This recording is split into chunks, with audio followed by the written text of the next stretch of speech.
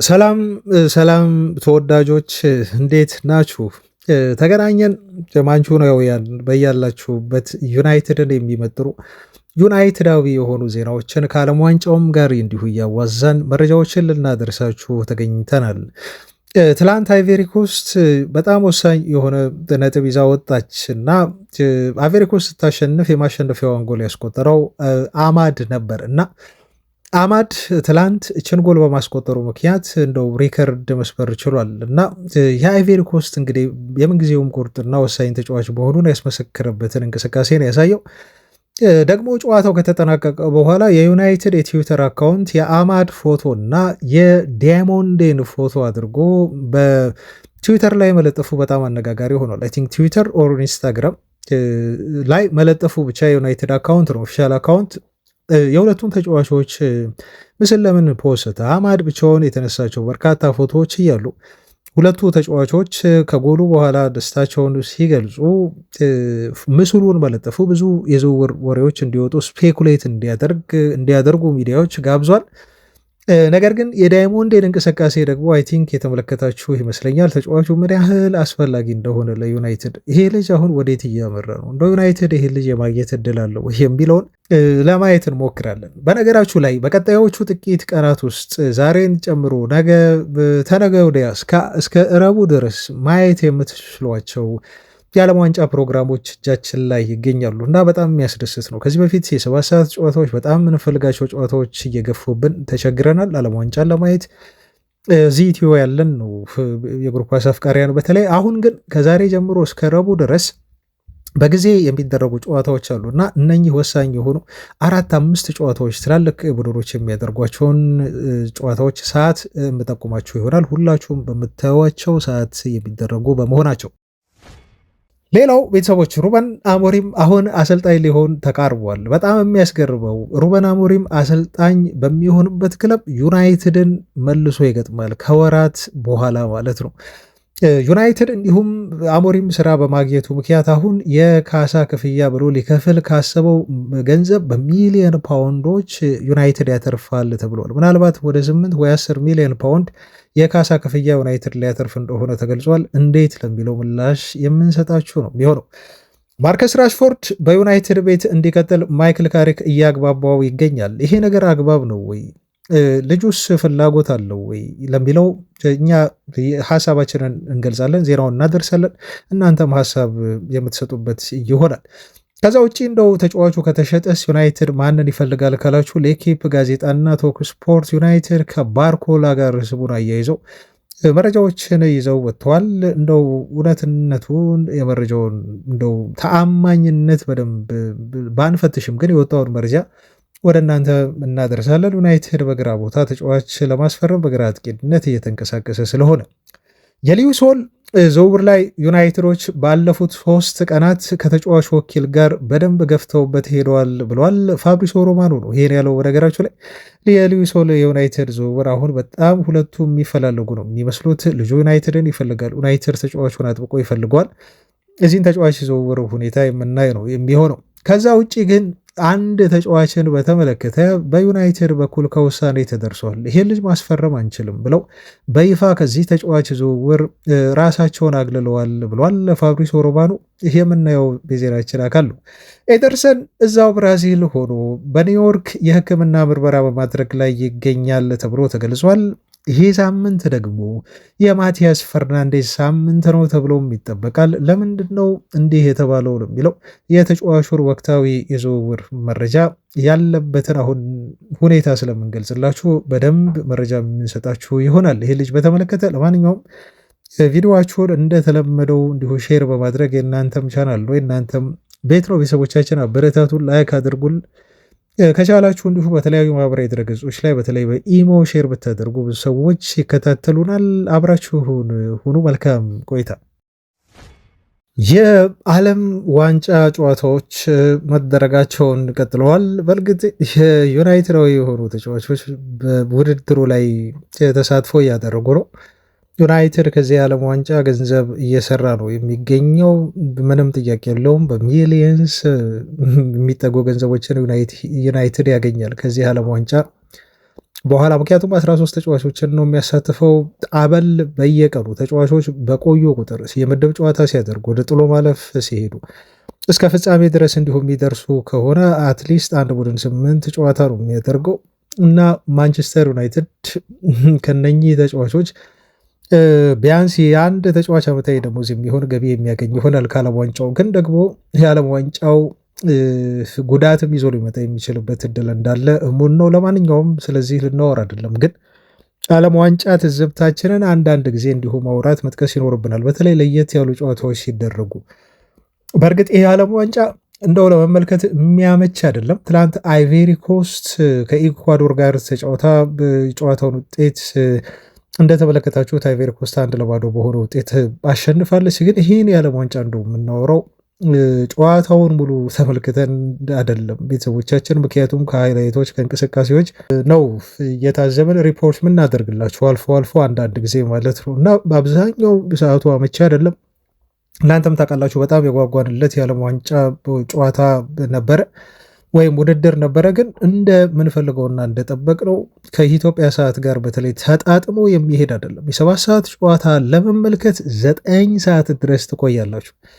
ከ9 ሰዓት በኋላ ደግሞ እንግዲህ በቃ ተኛው እንቅልፍ ወሰደኝ አይነት የምትሉት ነገር አይደለም። እንቅልፍና 9 ሰዓትም እንቅልፍ ላይ መጣላችሁ ይችላል። ስለዚህ ኦልሞስት በቃ ነጋችሁ ማለት ነው። ኢቨን የ7 ሰዓት ጨዋታ ለመመልከት ከ7 ሰዓት ጨዋታ እንደውም የ11 ሰዓት ሌሊት ጨዋታ የሚሻል ይመስለኛል። ያው በዛው ከነቃችሁ በኋላ በዛው ተመልክታችሁ ወደ ስራ ለመግባት ማለት ነው። ኢትዮጵያ ውስጥ ያላችሁ ቤተሰቦቻችን ማለት ነው እና ይሄ ዓለም ዋንጫ በብዛት እንደው በሃይላይት እና በቪዲዮ የእንቅስቃሴዎችን ተመልክተን ወይ ጨዋታዎችን በድጋሚ አይተን የምናወራበት ነው የሚሆነው ማለት ነው በብዛት። ግን ደግሞ ቤተሰቦቼ እንደው ወደ እነ አማድ ውጤትና አንዳንድ ዜናዎች ከማለፌ በፊት ከቀጣይ የሚደረጉ ጨዋታዎች በጣም ጥሩ ሰዓት ላይ ነው የሚደረጉት። እንደው እነሱ ልግለጽላችሁ። ለምሳሌ ቀጣይ ፈረንሳይ የምታደርገው ጨዋታ በጣም አጓጊ ጨዋታ ነው። በተለይ ፈረንሳይ የምታደርገው ጨዋታ ነገ ይደረጋል። ነገ ከሴኔጋል ጋር ያደርጋሉ። ምሽት 4 ሰዓት ነው ይሄ ጨዋታ የሚደረገው። እናንተ እንድትመለከቱት የሚጋበዝ ነው። ስለዚህ ይህን ፕሮግራም ከወዲሁ ያዙ ማለት ነው። ነገ ምሽት 4 ሰዓት ፈረንሳይ ከሴኔጋል ጥሩ ጨዋታ። ዛሬም ኢቨን እንከታተል ካላችሁ በጣም ጥሩ ሰዓት ላይ ነው የዛሬ ጨዋታዎች ያሉት። ለምሳሌ ስፔን ከኬፕ ቨርዴ ምሽት 1 ሰዓት የሚደረግ ጨዋታ ነው በኢትዮጵያ ሰዓት አቆጣጠር። እንዲሁም ቤልጅየም ከአፍሪካዊቷ ግብፅ ጋር ምሽት 4 ሰዓት ጨዋታ ያደርጋሉ ማለት ነው። ስለዚህ የዛሬ 2 ፕሮግራሞች በሻምፒዮንስ ሊግ ሰዓት የሚደረጉ ናቸው። በጥሩ ሰዓት ነው የሚደረጉት ለኢትዮጵያ ተመልካቾች። እንደዚሁም የነገው የፈረንሳይ ጨዋታ በጣም ጥሩ ሰዓት ይደረጋል። ምሽት 4 ሰዓት ብለናችኋል። ከነገ በስቲያ የሚደረጉ ጨዋታዎችን ደግሞ ስናይ ቤተሰቦቻችን ብዙዎቻችሁ በጉጉት የምትጠብቁት ጨዋታ አለ። እሱም ፖርቹጋል ከዲሞክራቲክ ሪፐብሊክ ኦፍ ኮንጎ የፊታችን ረቡዕ 4 ሰዓት ላይ ትጫወታለች። እንደዚሁም እንግሊዝ ከክሮሺያ ጋር ብዙ የእንግሊዝ ብሔራዊ ቡድን ደጋፊ ትኖራላችሁ። እንግሊዝ ከክሮሺያ ጋር ራሷ 5 ሰዓት ምሽት የምታደርገው ጨዋታ ለኢትዮጵያውያን ሰዓት በጣም አመቺ የሆኑ ጨዋታዎች ናቸው እና እኔ በጣም ያስደስተኝ ከዛሬ ጀምሮ ቀጣይ እስከ ረቡዕ ድረስ 5 ጨዋታዎች ቢያንስ በኢትዮጵያ ሰዓት እስከ ምሽት 5 ሰዓት ድረስ የሚጀምሩ ናቸው ለማለት ነው። ስለዚህ እነኚህን በጣም ወሳኝ የሆኑ ጥሩ ጨዋታዎች በደንብ የማየት አቅም ይኖረናል ማለት ነው። ለማንኛውም ትላንት በአይቬሪ ኮስት ከኢኳዶር ጋር ባደረገችው ጨዋታ 1-0 በሆነ ጠባብ ውጤት ማሸነፍ ችላለች። ግን እዚህ ጨዋታ ላይ የማንቸስተር ዩናይትዱ ኮከብ አማድ ዲያሎ ነው እንግዲህ በጣም ታሪካዊ የሆነች ጎል በማስቆጠር በአይቬሪ ኮስት ታሪክ በዓለም ዋንጫ በ23 ዓመቱ ከ11 ወራት ጎል ያስቆጠረ ተጫዋች መሆን ችሏል ማለት ነው እና የትላንቱን የአማድ ጎል ለየት የሚያደርገው በተጠናቀቀ ደቂቃ ነው ያስቆጠረው እና እንደው ነጥብ ተጋርታ ለመውጣት የተቃረበችን ሀገር ነው 3 ነጥብ ይዛ እንድትወጣ ያስቻሉ እና ትልቅ ቦታ ነበራት። በአይቬሪ ኮስት ደጋፊዎችን በመላው ዓለም ያሉ ያስፈነጠዘች በጣም ታሪካዊ የሆነች ጎል ማስቆጠር ችሏል ማለት ነው። አማድ ቋሚ ተሰላፊ አይደለም። በ26ኛው ደቂቃ ነበር ተቀይሮ የገባው፣ ግን በ56ኛው ደቂቃ ላይ ቅርታ ቤተሰቦች ተቀይሮ ገብቶ ግን የአምስት ስኬታማ የሆኑ ቴክስ ኦንሶችን በማድረግ አማድ በጣም ሪከርድ የሆነ ቁጥር ማስመዝገብ ችሏል ማለት ነው። በዚህ ዓለም ዋንጫ እስካሁን ከተጀመረ ጊዜ ጀምሮ 5 ስኬታማ የሆኑ ቴክ ኦንሶችን የፈጸመ ተጫዋች ስለሌለ ማለት ነው። ጎል ከማስቆጠር ባለፈ አማድ እንደው ለአይቮሪ ኮስት ምን ያህል ወሳኝ ተጫዋች እንደሆነ የምትረዱት ለምሳሌ ትላንት በ90 ደቂቃ ላይ ኢኳዶርን ያሸነፉበትን ጎል አስቆጠረ። ከዚህ በፊት 84ኛው ደቂቃ ላይ ፈረንሳይን ሲያሸንፉ የማሸነፊያ ጎል አስቆጠረ። ከዚህ በፊት ቡርኪና ፋሶን በአፍኮን ሲያሸንፉ 20ኛው ደቂቃ ላይ የማሸነፊያውን ጎል ያስቆጠረ ነው። በጠባብ ውጤት ነው የሚያሸንፉት በነገራችሁ ላይ አይቮሪ ኮስቶች ብዛት ጨዋታቸውን። ከዛ ከሞዛምቢክም ጋር ሲጫወቱ በአፍኮን 49ኛው ደቂቃ ያሸነፉበትን ጎል ነው ያስቆጠረው። እንዲሁም ከቡርኪና ፋሶ ጋር ሲጫወቱ በ90 ሲደመር 7 የማሸነፊያ ጎል ያስቆጠረ ልጅ ነው ማለት ነው። እና ለአይቮሪ ኮስት ጌም ቼንጀር የምንለው አይነት ተጫዋች ነው። አማድ ትላንትና ጎል አስቆጥሮ ብሔራዊ ቡድኑን አሸናፊ እንዲሆን አድርጎታል። እንደው ከአማድ ውጪ ብዙ የተወራለት በርካቶች ይሄ ልጅ እንደው በአግባቡ ነው ለካ ይህን ያህል ሚሊዮን ፓውንድ ገንዘብ ያወጣል ተብሎ በአርቢ ሌፕዚግ የተተመነለት ብለው ያደነቁት ተጫዋች ማነው ካላችሁ ዳይሞንዴ ተብሎ ይጠራል። የዩናይትድ የዝውውር ኢላማ የነበረ ልጅ ነው። አሁን የዩናይትድ ኢላማ ነው ብዬ ማውራት ይከብደኛል፣ ግን ልጁን ያደረጋቸውን እንቅስቃሴዎች ሃይላይት ለማየት ሞክሬ ነበር። በእርግጥ ስሙ ከዩናይትድ ጋር ከተያዘ በኋላ ይህን ተጫዋች ብዙ ሳጠናው ቆይቻለሁ ቤተሰቦቻችን እና አሁን ዓለም ዋንጫው ላይ ምን ማድረግ እንደሚችል በደንብ ያሳየ ተጫዋች በጣም ብዙ የተወራለት የ19 ዓመት አይቮሪ ኮስታዊ ተጫዋች መሆኑን ያስመሰከረበት ምሽት ሆኗል። ትላንት አማድ ይሆናል ጎሉን ያስቆጠረውና ብሔራዊ ቡድኑን በድል እንዲወጡ ያደረጋቸው። ግን ደግሞ የዳይሞንዴ እንቅስቃሴ ትላንት በጣም ለኢኳዶሪያውያን አስቸጋሪ፣ ለተከላካዮች በተለይ አስቸጋሪ ሆኗል። እሱን መቆጣጠር እዛች ቦታ ላይ አብሮት የነበረው እሱን የመከላከል ኃላፊነት እየተሰጠው ሂንካፔ በጣም ተቸግሮ ነበር እና ምን ያህል አስደናቂ ተጫዋች እንደሆነ ገና በ19 ዓመቱ ታሪክ ሰርቶ ነው ትላንት ሲወጣው ማለት ነው። በአይቮሪ ኮስት ታሪክ በጣም በትንሽ እድሜው ለአይቮሪ ኮስት ብሔራዊ ቡድን በዓለም ዋንጫ ላይ መሳተፍ የቻለ ልጅ ነው። ስታቱን ስትመለከቱ ደግሞ በጣም ያስደነግጣችኋል። አብዛኞቹን ተቾች አድርጓል። 80 ተች ነው ያደረገው። ብዙ የማግባት እድሎችን ፈጥሯል። 5 ነው የፈጠረው። እንደው ቢጠቀሙበት ኖሮ አይቮሪ ኮስት ውስጥ ጥሩ ጨራሽ አይነት ተጫዋች ቢኖር ኖሮ ለምሳሌ ፕራይም የነበረው ዲዲየር ድሮግባ የዚህ ቡድን አባል ቢሆን ኑሮ እንዴት አድርጎ ከዳይሞንዴ ሊቀለብ እንደሚችል መገመት ትችላላችሁ። ብዙ ዱወልሶችንም አሸንፈዋል 11። ብዙ ፕሮግሬሲቭ ካሪየርስ በማድረግ 15 ተጫዋቹ ቀዳሚ ነው። ብዙ ፓስ በፋይናል በአታኪንግ ሰርድ ላይ በመጣል 22 ኳሶችን ነው የጣለው ማለት ነው። እና ይሄ ልጅ ታዲያ የጨዋታው ኮከብ ቢባል ምን ይገርማል? ይሄ ልጅ ታዲያ በአርቢ ሌፕዚግ 100 ሚሊዮን ፓውንድ ተባለ። አሁን በነገራቸው ላይ ከዚህ በፊት 100 ሚሊዮን ዩሮ ነበር ተጫዋቹ የመሸጫ ዋጋ። አሁን ግን ሌፕዚሾች የተጫዋቹን መሸጫ ዋጋ ከ100 ሚሊዮን ፓውንድ በላይ አድርሰውታል ተብሎ ተገልጿል።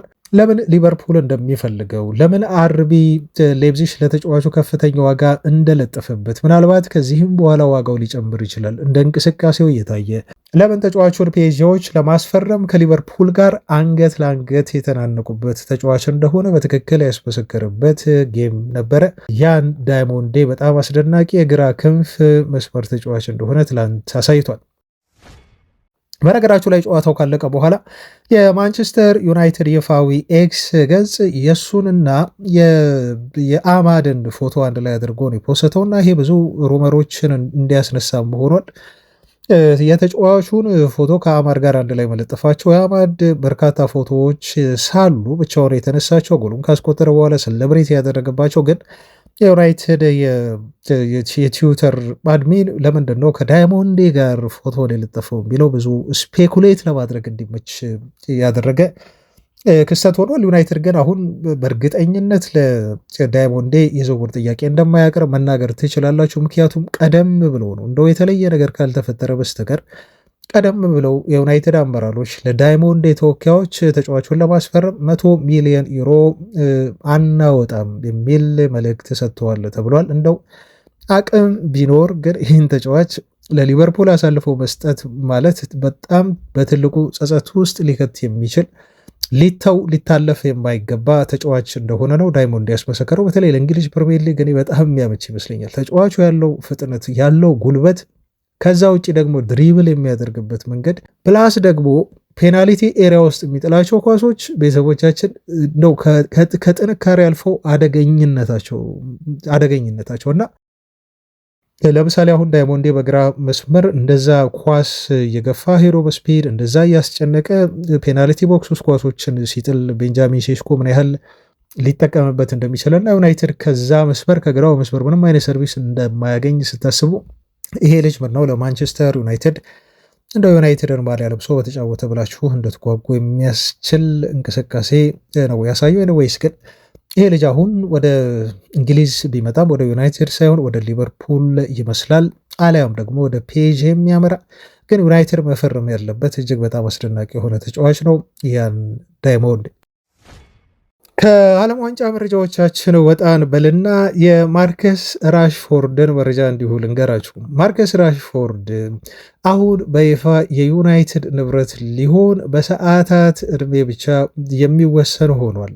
በይፋ የዩናይትድ ንብረት ስል ተጫዋቹ እስካሁን ድረስ በባርሴሎና ኮንትራት ስር ነው የሚገኘው። ምክንያቱም ተጫዋቹን በውሰት የወሰዱት ባርሴሎናዎች እንደው ማስፈረም የሚፈልጉ ከሆነ በቋሚነት 30 ሚሊዮን ዩሮ ከፍለው የሚያስፈርሙበት የመጨረሻ ቀን ነው ዛሬ ጁን 15 ነው። ስለዚህ በፈረንጆች ጁን 15 እስከ መጨረሻዋ ሰዓት ድረስ ወደ ጁን 16 ከመግባታችን ድረስ ባርሴሎናዎች ለዩናይትድ ሰዎች ደውለው እዚህ ተጫዋች ላይ ያለንን ሀሳብ እንግዲህ ቀይረናል፣ ስለዚህ ተጫዋቹን ማስፈረም እንፈልጋለን፣ እንካችሁ 30 ሚሊዮን ዩሮ ማርከስ ራሽፎርድን የኛ ተጫዋች እናደርገዋለን ብለው 30 ሚሊዮን ዩሮ ከፍለው መውሰድ ይችላሉ ማለት ነው። እቺ ቀን ካለፈች ግን ከሰዓታት በኋላ ባርሴሎናዎች ይህን ነገር ለማድረግ ቢሞክሩ ዩናይትድ እንደ አዲስ መደራደር ይፈልጋል ማለት ነው። ስለዚህ የተጫዋቹን የመሸጫ ገንዘብ ከፍ ሊያደርግ የሚችልበት እድል ይኖራል፣ በዩናይትድ እጅ ይሆናል። ባርሴሎናዎች 30 ሚሊዮን ዩሮ ከፍለው የማስፈረም መብታቸውን ያጣሉ ዛሬ ዴድ ላይን ቀን ስለሆነ። ለማንኛውም ግን ዘሰን የተባለው ጋዜጣ ያወጣው መረጃ በጣም ስላስገረመኝ ልንገራችሁ። ትላንት እንደው ብዙ የዩናይትድ ደጋፊዎች ይህን ዜና ሰምታችሁት ሊሆን ይችላል፣ የተለያየ ቦታ ላይ እንደውም አስተያየት ሲሰጡ ተመልክቻለሁ እና የዩናይትድ ደጋፊዎችን የከፋፈለ ነገር ይመስለኛል ዘሰን ያወጣው መረጃ። ምንድን ነው የሚለው ዘሰን ማይክል ካሪክ አሁንም ቢሆን ለማርከስ ራሽፎርድ ቦታ አለው እና በሩን ሊዘጋበት አይፈልግም። በሩን ክፍት አድርጎለታል።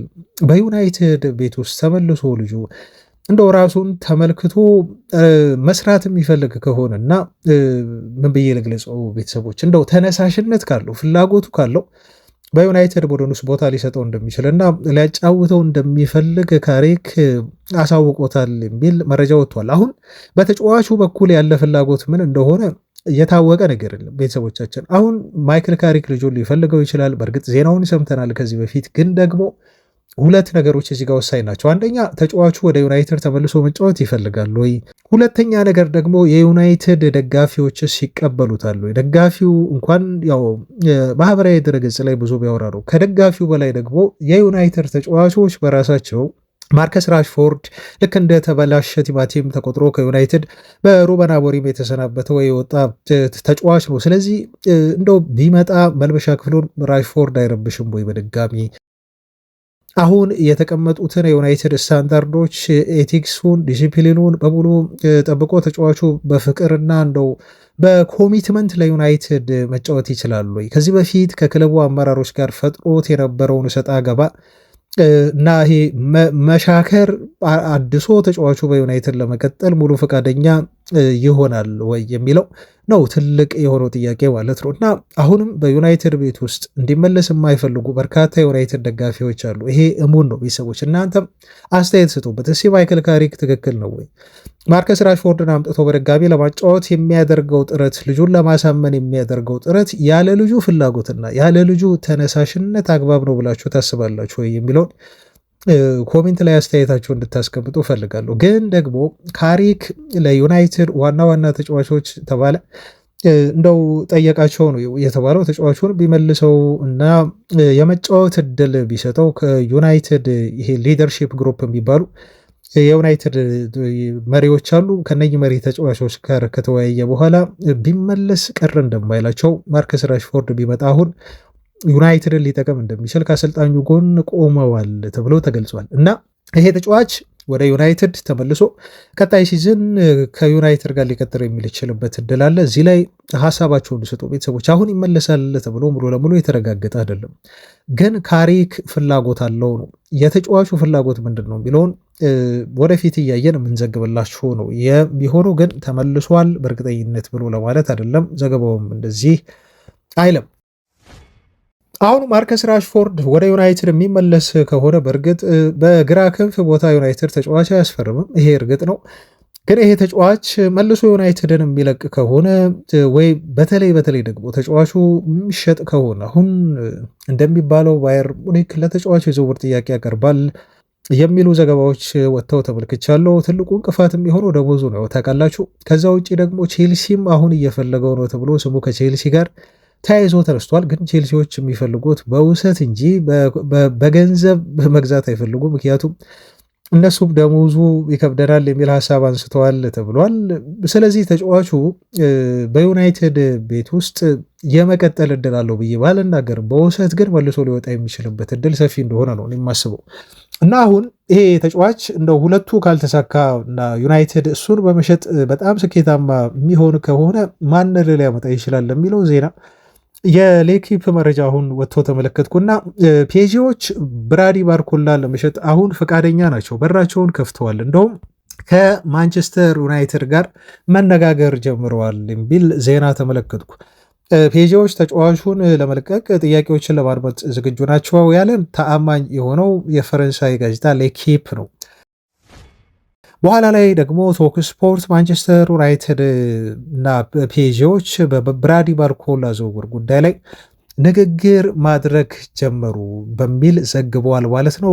ሊትራሊ ቃል በቃል ኦፕንድ ቶክስ በሚል ነው ሁለቱ ክለቦች መካከል ንግግሮች እንደተጀመሩ ቲምቶክ የገለጸው። ያው ቲምቶክ ግን በጣም ከሚታመኑ ጋዜጦች መካከል እንዳልሆነ ታውቃላችሁ። ስለዚህ ይሄንን 50-50 ተመልክታችሁ እንደ ሩመር ውሰዱት ቤተሰቦች። ፈረንሳይ ኢንተርናሽናል በተለይ ፒኤስጂን ለመልቀቅ በጣም ግፊት እያሳደረ ነው የሚገኘው። ምክንያቱም ተጫዋቹ የአውሮፓ ሻምፒዮንስ ሊግ የመጨረሻ መርሃ ግብሮች ላይ ቦታውን ተነጥቆ ቤንች ላይ እንዲቀመጥ ተደርጓል በአሰልጣኝ ሉዊስ ኤንሪኬ። በዚህ ምክንያት ደስተኛ አይደለም። በቋሚነት ወደሚሰለፍበት ቦታ ሄዶ መጫወት ይፈልጋል እንጂ ፒኤስጂ ቤት ቤንች ላይ ተቀምጦ ከክለቡ ጋር መቀጠል አይፈልግም ነው የተባለው። እና የተጫዋቹን የመልቀቅ ፍላጎት ተከትሎ ባየር ሙኒክ፣ ባርሴሎና፣ ሪያል ማድሪድ፣ አትሌቲኮ ማድሪድ፣ ኢንተር ሚላን እና ናፖሊዎች ተጫዋቹን ለማስፈረም ከዩናይትድ ጋር እየተፎካከሩ ያሉ ክለቦች ናቸው ተብሏል፣ አርሰናልንም ጨምሮ። ዜናዎቻችን ይቀጥላሉ። ቤተሰቦቻችን ቪዲዮን ላይክ ማድረጋችሁን አትርሱ። አትቀሳቀሱ። በርካታ መረጃዎችን እንድናደርሳችሁ ጉልበት ይሆነናል፣ ያበረታታናል። ለእናንተም ምስጋና ነው። ስለዚህ ቪዲዮ ላይክ እያደረጋችሁ ቀጣይ መረጃዎቻችንን በመከታተል አብራችሁን እንድትቆዩ በታላቅ አክብሮት እንዲሁ ጋብዛለሁ። የሩበን አሞሪምን ዜና ልይ ትላንት አንድ መረጃ ተመለከትኩ። በነገራችሁ ላይ ሩበን አሞሪም ወደ ስራ ሊመለስ ነው። ወደ ስራ የሚመለሰው ግን በይፋ ኤሲ ሚላንን በመያዝ ነው እና አሁን ወደ ሴሪያ በማምራት አሞሪም የኤሲ ሚላን አሰልጣኝ ለመሆን በጣም ተቃረበ።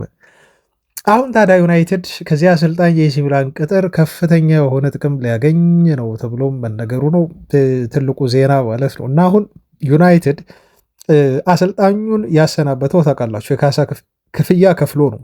ይሄ የካሳ ክፍያ ደግሞ በማንቸስተር ዩናይትድ ኦልሬዲ ተከፋይ እንደሚሆን አሞሪም የተረጋገጠ ነው። ምክንያቱም አሰናብተውት ስለሆነ ነው። 15.9 ሚሊዮን ፓውንድ የሚጠጋ የካሳ ክፍያ ለሱና ለስታፍ አባላቱ የሚከፍሉት። ለምሳሌ ከስታፍ አባላቱ መካከል ካርሎስ ፈርናንዴዝ እንዲሁም አዲሎ ካንዲዶ ተብሎ የሚጠራ ኢማኑኤል ፌሮ እና ጆርጌ ቪታል ተብሎ የሚጠራም እንዲሁ የስታፍ አባል ሆነው ስለዚህ ለነኚህ ሁሉ ነው ማለት ነው ዩናይትድ የሚከፍለው የ16 ሚሊዮን ፓውንድ ካሳ ክፍያ ማለት ነው። 14 ወራት ያህል በማንቸስተር ዩናይትድ አሰልጣኝነት ከቆየ በኋላ ማለት ነው እና አሁን አሰልጣኙ የተከፈለው ገንዘብ ለቀሪ ኮንትራቱ ተደምሮ ነው እና በዩናይትድ ቤት ይህን ያህል ደሞዝ ያገኝ ስለነበር ኮንትራቱን ባያጠናቅቅ ኖሮ ያ ታሳቢ ተደርጎ ነው የሚከፈለው። አሁን ታዲያ ምን አለ መሰላችሁ በህግ መሰረት ሩበን አሞሪም ሌላ ክለብ የሚይዝ ከሆነ የዩናይትድ ኮንትራቱ ሳይጠናቀቅ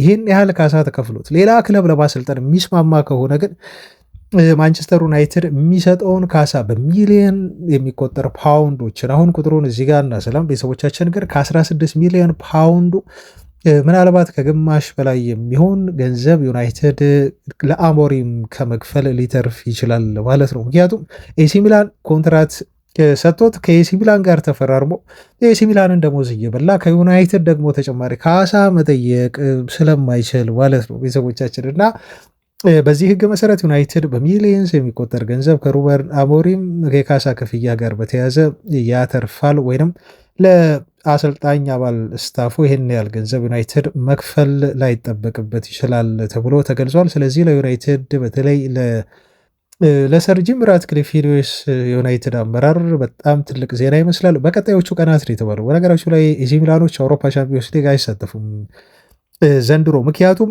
በሊጋቸው የጨረሱት አምስተኛ ሆኖ ነው። አምስተኛ ሆኖ ስላጠናቀቁ ቻምፒዮንስ ሊግ መሳተፍ አይችሉም።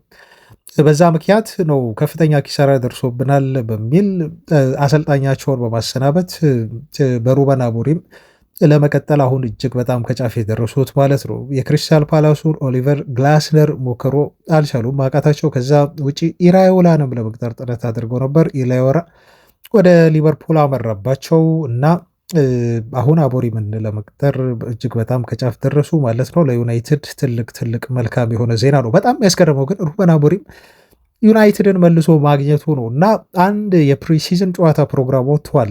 ይሄ ፕሮግራም እንደሚያመላክተው ከሆነ በፖላንድ ኦገስት 15 ላይ በሮክላው ተብላ የምትጠራ ከተማ ሲጫወቱ ማለት ነው ቤተሰቦቻችን ፖላንድ ውስጥ ኤሲ ሚላን እና ማንቸስተር ዩናይትድ ጨዋታ ለማድረግ በፕሪሲዝን ይዘዋል ፕሮግራም እና እዚህ ጨዋታ ላይ ሩበን አሞሪም የቀድሞ ቡድናቸውን ዩናይትድን ይገጥማሉ ማለት ነው። እንደሚጠበቀው የኤሲ ሚላን ስራቸው ሙሉ ለሙሉ ከተረጋገጠ እና አሰልጣኝ ከሆኑ በኋላ ወደ ዝውውር ዜናዎቻችን ተመለስን። ቤተሰቦች ዩናይትድ በአንድ ተጫዋች ዝውውር ላይ ውሳኔ ደርሷል ብሎናል። ፋብሪሶ ሮማኖ ነው ይሄን ያለን። ስለዚህ ፋብሪሶ ሮማኖ ቃል ብዙ ጊዜ በዝውውር እንደው ጠብ የማይል ነው በተለይ ስለዚህ ይህን ዜና አሁን በደንብ አስረግጠን መናገር ይኖርብናል። ዩናይትድ በይፋ የተወው ዝውውር የሳንድሮ ቶናሊን ዝውውር ነው ብሎናል ፋብሪሶ ሮማኖ።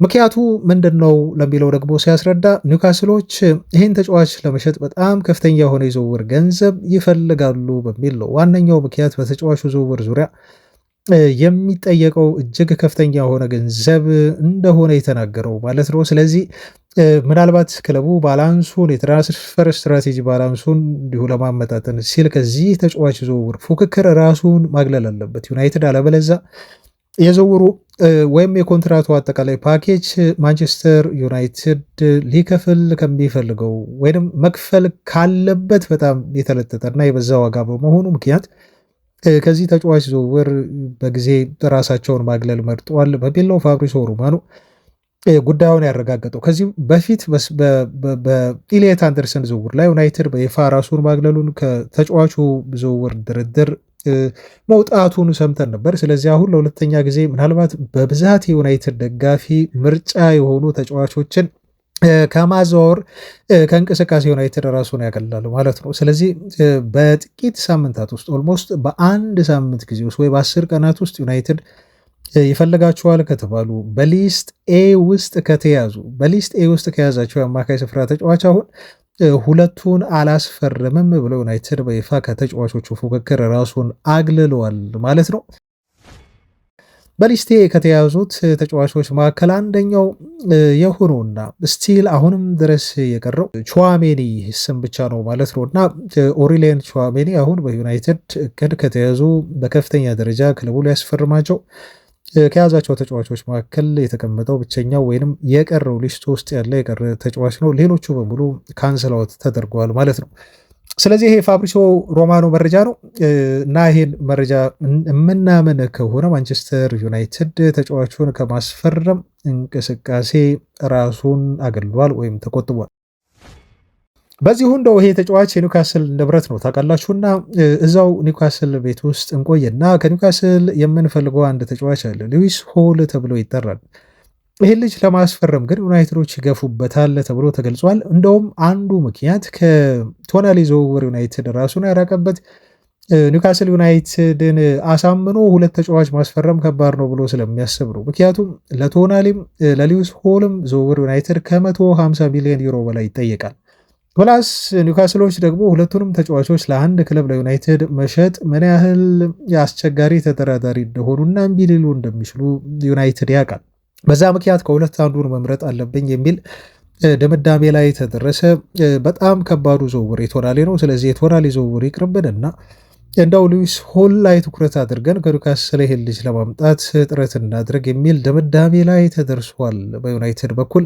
ምክንያቱም ኒውካስሎች ሁለቱንም ተጫዋቾች እንደማይሸጡላቸውና ዩናይትድም በአንድ የዝውውር መስኮት ሁለቱንም እስከ 150 ሚሊዮን ፓውንድ ድረስ አውጥቶ ለማስፈረም አቅም እንደሌለው ክለቡ ያውቃል፣ ከ150 ሚሊዮን ዩሮ በላይ። ስለዚህ አንዱ ላይ ትኩረት እናድርግ በሚል ነው ሉዊስ ሆል ላይ ትኩረት ማድረግ የፈለጉት የዩናይትድ ሰዎች ተብሎ ተገለጸ።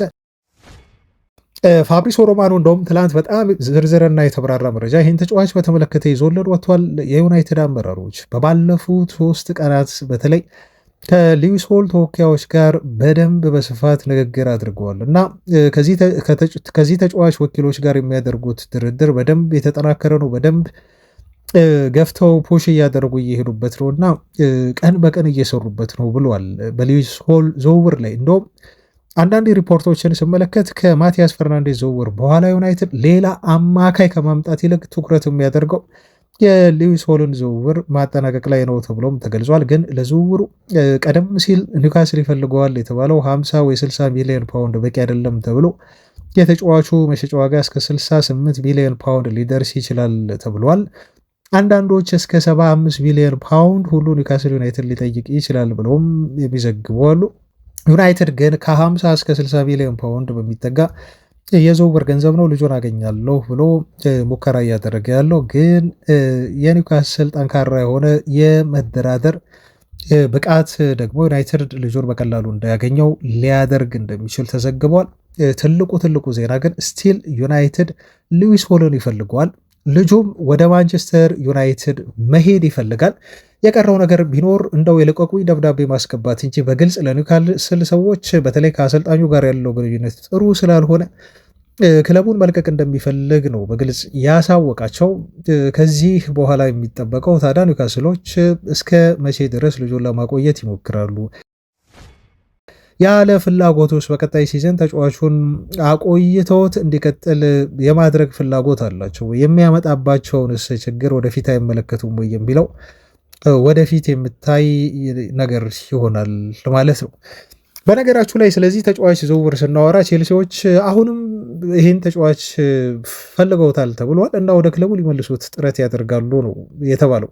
ትላንት አንድ ዜና ሰምተናል። ሄርዊጎ የተባለ ያለቀ ዝውውር ነው እና የቼልሲው የግራ ተከላካይ መስመር ተጫዋች ኩኩሬሃ ሪያል ማድሪድ ተዛወረባቸው እና ሰማያዎቹ አሁን ቼልሲዎች ይህን ተጫዋች አምጥተው የኩኩሬሃ ምትክል ያደርጉት ፍላጎት አላቸው ተብሎ ተገልጿል። ግን በተጫዋቹ ወገን ከፍተኛ የማሳመን ስራ አለባቸው ብሎናል ኢንዲካሊያ። ምክንያቱም ሉዊስ ሆል ወደ ቼልሲ ከመመለስ ይልቅ ወደ ማንቸስተር ዩናይትድ ማምራት ይፈልጋል። ዩናይትዶች ናቸው በብዛት ባክግራውንድ የሆኑ ስራዎችን በዚህ ተጫዋች ዝውውር ላይ ሰርተው ያጠናቀቁት እና ኦልሞስት ልጁን ወደ ኦልትራፎርድ ሊወስዱት የተቃረቡት ዝውውሩን እየመሩ የሚገኙት ፉክክሩን ዩናይትዶች ናቸው። ስለዚህ ሰማያዎቹ አሁን በአዲስ ነው ጣልቃ የገቡትና ተጫዋቹ የዩናይትድ ዝውውሩን ትቶ ወደ ቼልሲ መጥቶ እንዲጫወት ከፍተኛ የማሳመን ስራ ይጠብቃቸዋል ብሎናል ኢንዲካሊያ።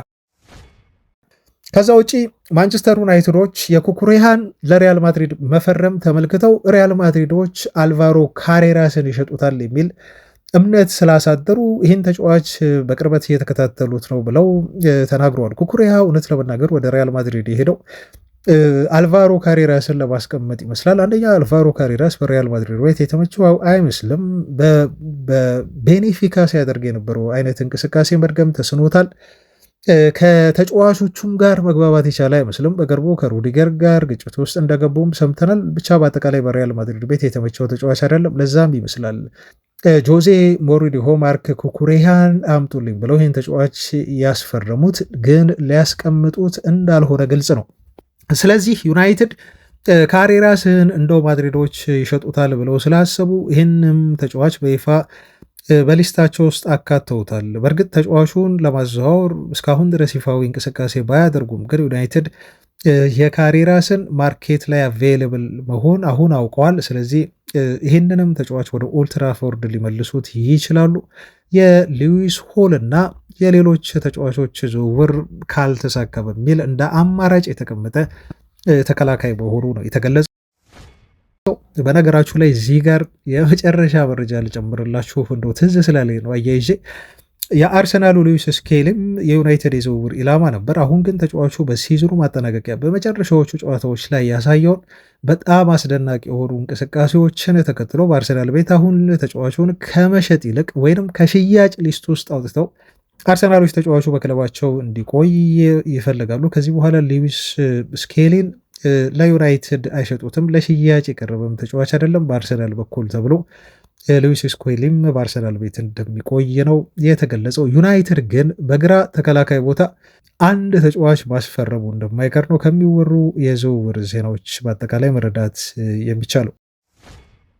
ወደ ቀጣይ የዝውውር መረጃ ስናልፍ የኤደርሰንን ጉዳይ እናገኛለን። በነገራችሁ ላይ ኤደርሰን በይፋ ዩናይትድ ኮንትራቱን አልፈረመም እና ብዙ ጊዜ ዝውውሮች የሚጠናቀቁት ታውቃላችሁ 100% ተጫዋቹ ሲፈርም ማሊያውን ይዞ ፎቶ ሲነሳ ቃለመጠይቅ ሲያደርግ ነው በይፋ ዝውውሩ አልቋል ብለን የምንጠራው እና አሁን እንደ ኮሪየር ዴሎ ስፖርት እና ፋብሪሶ ሮማኖ ዘገባ ከሆነ ኤደርሰን እዛው አሜሪካ ውስጥ በኒውዮርክ ነው የተባለው። በተለይ ትላንትና የዩናይትድ የሕክምና ምርመራውን ያደረገ ቆይቷል ተብሏል። ምክንያቱም ከብራዚል ብሔራዊ ቡድን ካምፕ ተጫዋቹ ፍቃድ ተሰጥቶታል ይሄን ምርመራ እንዲያደርግ። ብዙ ጊዜ ክለቦች ይህን ይፈቅዳሉ ተጫዋቾች እንዳይረበሹና ሀሳባቸው እንዳይበታተን በሚል እዛው የብሔራዊ ቡድን ካምፕ ውስጥ ሆነው ሕክምናቸውን ለዝውውር እንዲያደርጉ ፍቃድ ይሰጧቸዋል። በዛ መሰረት ነው ማለት ነው እና በይፋ እዛው ኒውዮርክ ውስጥ ተቀምጦ ኤደርሰን የዩናይትድ የህክምና ምርመራውን እያደረገ የሚገኘው ማለት ነው። ስለዚህ ተጫዋቹ ህክምናውን ካለፈ በቀጣዮቹ ቀናት እዛው ነው ውሉ ቀርቦለት ተጫዋቹ በይፋ ፊርማውን ይፈርማል። በቀጣዮቹ ጥቂት ቀናት ውስጥ ዝውውሩም በይፋ 100% ያልቃል ተብሎ እየተጠበቀ ይገኛል። ኤደርሰን በአሜሪካ ኒውዮርክ የህክምና ምርመራውን በማጠናቀቅ ላይ ወይም በማድረግ ላይ ይገኛል። ወደ ማቲያስ ፈርናንዴስ የዝውውር ዜናዎች እንለፍ። ማንቸስተር ዩናይትድ ይህን ተጫዋች ሊያስፈርመው ተቃርቧል የሚሉ ዜናዎች በስፋት ወጥተዋል። ትላንት አይተነዋል ይህን ጉዳይ። በተለይ በዚህ ሳምንት የማቲያስ ፈርናንዴስ ሳምንት ነው በሚል ክለቡ የዚህን ተጫዋች ዝውውር ጉዳይ እንደው 100% ያጠናቅቀዋል በዚህ ሳምንት ብለን ባናወራም ግን ኦልሞስት ተጫዋቹን ለማስፈረም የሚያስፈልጉ ሂደቶችን በሙሉ ያጠናቅቃል። ከቻለም ከዌስትሃም ጋር በይፋ ድርድሩን አጠናቆ ሄር ዊ ጎስ ብለዋል ተብሎ ይሄ ሳምንት ለዚህ ተጫዋች ዝውውር ወሳኝ እንደሆነ እየተገለጸ ነው ያለው። ትላንት እናና ዛሬ ከወጡ መረጃዎች መካከል አንደኛው ሪያል ማድሪዶች ከዚህ ተጫዋች ዝውውር ፉክክር ራሳቸውን ያገለሉት ዩናይትድ ተጫዋቹን ገፍቶ ሄዶ እንደሚያስፈርመው እርግጠኛ ስለሆኑ ነው የሚል ሪፖርት ወጥቷል። ይህም አንድ በጣም ጥሩ አስደሳች ዜና ነው። ዩናይትድ ከየትኛውም ክለብ በላይ ገፍቶ እንደሄደ ማድሪዶች ገብቷቸዋል። በዚህ ተጫዋች ዝውውር ዙሪያ እነሱ እንዳረፈዱና ዩናይትድ ሁሉንም ነገር እንዳጠናቀቀ የገባቸው በመሆኑ ነው ከዚህ ልጅ ፉክክር ራሳቸውን ማድሪዶች ያገለሉት ተብሎም የተገለጸው። ስለዚህ እንደ ማድሪዶች እምነት ከሆነ ማቲያስ ፈርናንዴዝ የማንቸስተር ዩናይትድ ተጫዋች ማቲያስ ፈርናንዴስ ዩናይትድ እንደሚገባ ለክለቡ ሙሉ ለሙሉ ማረጋገጫ ሰጥቷል የሚል ሪፖርትም ሰምተናል ቤተሰቦቻችን። ምክንያቱም ወደ ኦልትራፎርድ ተጫዋቹ የሚሄደው ትልቅ ለመሆን ነው። በዩናይትድ ቤት እንደው መልበሻ ክፍል ውስጥ ወይ እንደው መቀየሪያ ቦታ ላይ ተቀምጦ ለማሟሟቅ ብቻ ሳይሆን ልጁ በቋሚነት ተሰልፎ ከዩናይትድ የቀጣዩ እንደው በፕሪሚየር ሊጉ ሻምፒዮን ይሆናል ተብሎ የዩናይትድ ታላቅነትን ከሚመልሰው ቡድን ውስጥ ዋነኛ ተዋናይ ሆኖ ለማገልገል ነው። ይህንን ዝውውር ፈቅዶ መርጦ በማይክል ካሪክም እንዲሁ የሚያሳምን የፕሮጀክቱን የተጫዋቹን ሚና በተመለከተ በተብራራለት መሰረት ልጁ ሙሉ ለሙሉ ዩናይትድን ፈቅዶ መርጦና ፈልጎ ለመምጣት ወስኖ ያለው ተብሎ ተገልጿል። በተለይ ከዝውውሩ ጀርባ ጄሰን ዊልኮክስ የተባለ ቀድሞውኑ ተጫዋቹን ለሳውዛምፕተን ያስፈረመው እና አብሮት በመስራት ከዚህ በፊት የሚታወቅ አሁን በዩናይትድ ቤት ከዝውውር ጋር በተያያዘ በጣም ቁልፍ ሚናን የሚጫወት ሰው ዊልኮክስ ነው። ይህንን ዝውውር እንዲፋጠን እንዲጠናቀቅ እያደረገ የሚገኘው በጣም ቁልፉ የዝውውሩ መሪ ሰው ነው። ከዌስትሃም ዩናይትድ ጋር በቀጥታ በመደራደር ማቲያስ ፈርናንዴዝን ለሳውዛምፕተን እንዳስፈረሙ ሁሉ አሁንም ለማንቸስተር ዩናይትድ እንዲፈርም እና ተጫዋቹ ዝውውሩን በዚህ ሳምንት እንዲያጠናቀቅ ከፍተኛ ጥረት በማድረግ ላይ ይገኛል ተብሎ እየተገለጸ ያለው። በነገራችሁ ላይ ማቲያስ ፈርናንዴስ ለዩናይትድ ሲፈርም ሪከርድ የሆነ የሻምፒዮንሺፕ ፈራሚ ሆኖ ይመዘገባል ተብሏል። ምክንያቱም ዌስትሃም ዩናይትዶች አሁን ኦልሬዲ የሻምፒዮንሺፕ ክለብ ናቸው ታውቃላችሁ፣ ከሊጉ ስለወረዱ ማለት ነው። እና በወቅቱ ሪከርዱ ተይዞ የነበረው በእርግጥ የማቲያስ ፈርናንዴስ ዝውውር አልተጠናቀቅም፣ ግን ሲጠናቀቅ ሮሚዮ ላቪያ ነበረ ከሳውዛምፕተን ቼልሲዎች ሲያስፈርሙት 58 ሚሊዮን ፓውንድ ሂሳብ በወቅቱ የከፈሉበት ከሻምፒዮንሺፕ። አሁን ዩናይትድ ከዌስትሃም ሲያስፈርመው ፈርናንዴዝ በ80 ሚሊዮን ፓውንድ ከሻምፒዮንሺፕ በውድ ዋጋ የፈረመ ተጫዋች ይሆናል ተብሎም እንዲሁ ይጠበቃል። በነገራችሁ ላይ ዩናይትድ ለመጨረሻ ጊዜ ከዌስትሃም ዩናይትድ ተጫዋች ሲያስፈርም ፖል ኢንስን ነበር ያስፈረመው። በወቅቱ ታዲያ ዩናይትድ በከፍተኛ ደረጃ የፕሪሚየር ሊጉን ዋንጫ ለማንሳት ተቸግሮ የሊጉ ዋንጫ ድርቅ ነበረበት። ፖል ኢንስ ከፈረመ በኋላ ግን ከዌስትሃም ዩናይትድ የሊግ ዋንጫ ድርቁን መክታት ችሎ በሰር አሌክስ ፈርጉሰን ዘመን የፕሪሚየር ሊግ ሻምፒዮን መሆን ችሏል። አሁንስ ማቲያስ ፈርናንዴዝን ካስፈረመ በኋላ ዩናይትድ የሊጉ ሻምፒዮን ይሆን ወይ፣ ታሪክ ራሱን ይደግም ይሆን ወይ የሚለውን ከማቲያስ ፈርናንዴዝ ዝውውር መጠናቀቅ በኋላ አብረን የምናየው የሚሆነው